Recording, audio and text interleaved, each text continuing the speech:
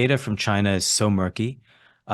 What is the fund's best assessment of China's economic troubles right now and how that might impact their growth this year?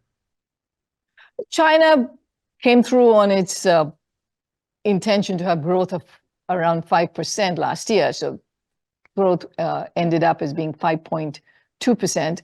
Our projection is for growth to slow this year to 4.6%. And then if you look 3 to 4 years out, that it slows further to 3.5%. So in the near term, the concerns are about the property sector in China. There are significant risks associated with it.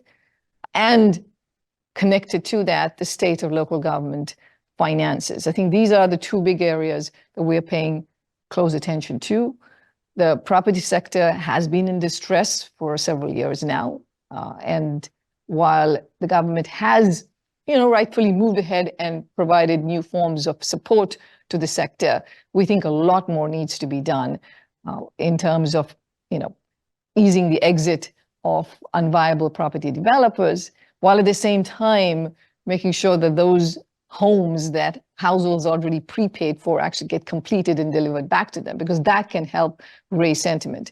The other headwind that China is facing is what we started out with, which is world of geopolitical tensions and fragmentation.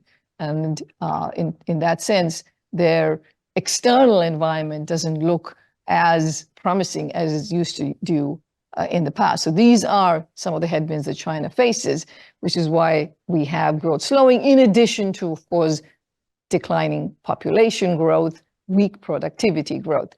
Now, all of this said, it doesn't mean that China has to go down this path.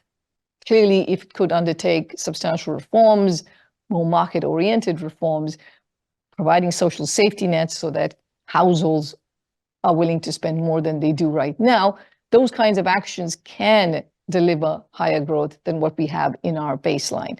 But that requires important reforms in China.